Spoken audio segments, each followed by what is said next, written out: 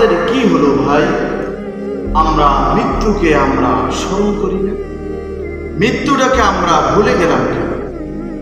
কি কারণে আমরা মৃত্যুটাকে ভুলে গেলাম? মনে হয় দুনিয়ায় আমাদের, এই দুনিয়ায় কি আমাদের থাকতে হবে? মনে হয় আমাদেরকে দুনিয়ার থেকে বিদায় নিতে হবে না। দুনিয়া তো বলে, দুনিয়ার থেকে আমি লাথি মেরে তোমাদেরকে আমি কবরে পাঠিয়ে দেব। আমি এই দুনিয়ার থেকে তোমাদেরকে লাথি মেরে আমি কবরে পাঠিয়ে দিব, তোমাদেরকে কাউকে আমি রাখবো। কেউ দুনিয়াতে তোমরা থাকতে পারবা না। তোমরা মৃত্যুকে ভুলে গেলে। তোমরা কেন মৃত্যুকে ভুলে গেল? হাদিসের ভিতরে তো আছে, আকসিরু যিকরা হাদিহি মিন লাযযাতিল মাউত। রাসূল বলেন, তোমরা মৃত্যুকে অধিক পরিমাণ তোমরা স্মরণ করো। মৃত্যুটাকে তোমরা সব সময় হাঁটতে, চলতে, বইতে, খাইতে, নাইতে, যেই জায়গায় যাও না কেন, সব জায়গায় তুমি মৃত্যু নামক জিনিসটাকে তুমি মনে করো, মৃত্যুর কথাটা তুমি স্মরণ করো। কেননা মৃত্যু তোমার দুনিয়ার সমস্ত স্বাদ, দুনিয়ার টাকা পয়সা, দুনিয়ার ক্ষমতা, দুনিয়ার লোভ লালসা, সব তোমাকে এই মৃত্যু নামক জিনিসটা তোমাকে ধ্বংস করে দেবে। এই মৃত্যু নামক জিনিসটা তোমাকে দুনিয়ার সমস্ত স্বাদ তোমাকে নষ্ট করে দেবে, কারণ তুমি তো থাকতে পারবে না। রাসূলের হাদিস, তোমরা অধিক পরিমাণ মৃত্যুকে স্মরণ করো। তুমি আজ ক্ষমতাওয়ালা, আজ তুমি টাকাওয়ালা, আজ তোমার বংশীয় বল আছে, কিন্তু তুমি বংশীয় বল দিয়ে তুমি কখনো জান্নাত করে করতে পারবে? তুমি টাকা দিয়ে কখনো জান্নাত করে করতে পারবে না। তোমার ক্ষমতা দিয়ে তুমি কখনো জান্নাত করে করতে পারবে। তাহলে ভাই বলো না ভাই, আমরা মৃত্যুকে কেন ভুলে গেলাম?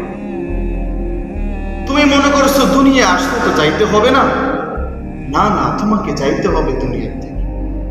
আল্লাহ কোরআনে ভিতরে বলছেন, আল্লাহ তো কোরআনে ভিতরে কথাটাই জানাই দিচ্ছেন, কুল্লু নাফসিন যায়িকাতুল মাউত। তোমাদেরকে মৃত্যুর স্বাদ, মৃত্যুটাকে তোমার পেয়ালা, এটা গ্রহণ করতে হবে। এইখান থেকে তুমি রেহাই পাবা।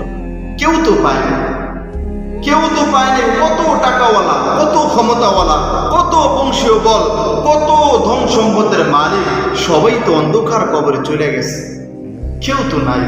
তুমি দেখো না, কত টাকাওয়ালা, কত ক্ষমতাওয়ালা তারা ছিল, কিন্তু আজ তারা সময়ের ব্যবধানে তারা অন্ধকার কবরে চলে গেছে। তারা অন্ধকার কবরে পাড়ি দিচ্ছেন। তাদের কবরে কি অবস্থা আল্লাহ তাআলা ভালো। কারণ টাকা পয়সার ক্ষমতা দিয়ে তুমি কবরে শান্তি জোগাড় করতে পারবা না, ক্ষমতা দিয়ে তুমি শান্তি জোগাড় করতে পারবা না। তুমি রবের পথে ফিরে যাও, তুমি রবকে চেনো। তুমি নিজের মন চাই জিন্দেগি তোমার এটা বাদ দিতে হবে, মনে যা চাই এটা তোমার বাদ দিতে হবে। রব চাই জিন্দেগি তোমার গঠন করতে হবে। ভাই, রব চাই জিন্দেগি তোমার গঠন করতে হবে। তুমি মন চাই জিন্দেগি কতদিন চলবা?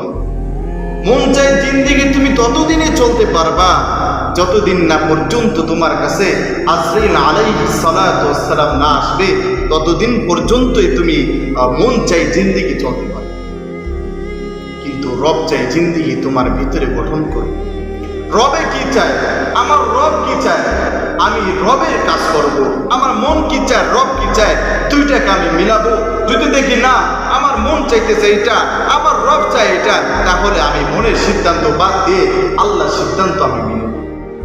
আল্লাহর সিদ্ধান্ত, আল্লাহর আইন, আল্লাহর নিয়ম কানুন সব আমার মেনে নিতে হবে। তোমার সমস্ত শরীর, তোমার জীবনটাকে আল্লাহর মধ্যে তোমার মিলিয়ে দিতে হবে। আমার আল্লাহ কি চাইতেছেন? আমার দেহের মালিক আমার আল্লাহ, আমার জীবনের মালিক আমার আল্লাহ, আমার শক্তি দেওয়ার মালিক আল্লাহ, আমার কথা বলার মালিক আল্লাহ, আমাকে দেখার মালিক আল্লাহ, আমাকে হাঁটা চলাফেরা করতে যত শক্তি দেন সবকিছু মালিক আমার আল্লাহ। আমার জীবনটাকে আমি আল্লাহর রাস্তায় বিলিয়ে দেব। তাহলে হবে রব চাই জিন্দেগি। আর মনে চাইবে তুমি নামাজ পড়বা না, মনে চাইবে তুমি রোজা রাখবা না, মনে চাইবে তুমি গান বাজনা শুনবা, মনে চাইবে তুমি নাটক সিনেমা দেখবা, মনে চাইবে তুমি অশ্লীল গান দেখবা, মনে চাইবে তুমি গুনাহের কাজ করবা, তাহলে তুমি শয়তানের অনুসরণ করলা। আল্লাহকে তুমি কোথায় মানবা? বলো রাবি, আল্লাহকে তুমি কোথায় মানবা? আল্লাহকে মানলা না তো তুমি।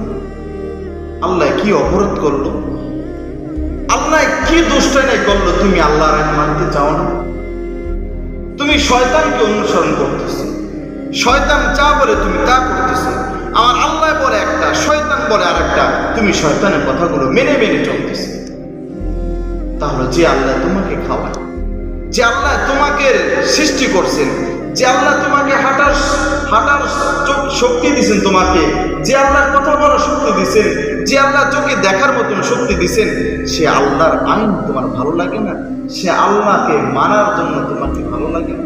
তার কথা মানতে মন চায় না তোমার? তোমার কি তার কথা ভালো লাগে না? আল্লাহকে মেনে নাও না ভাই, আল্লাহকে মেনে নাও। জীবন সুন্দর হবে, জীবন সুন্দর হবে, আখিরাতও সুন্দর হবে। যদি আল্লাহ তাআলাকে মেনে নাও, তোমার জীবনও সুন্দর হবে, আখিরাতও তোমার সুন্দর হবে।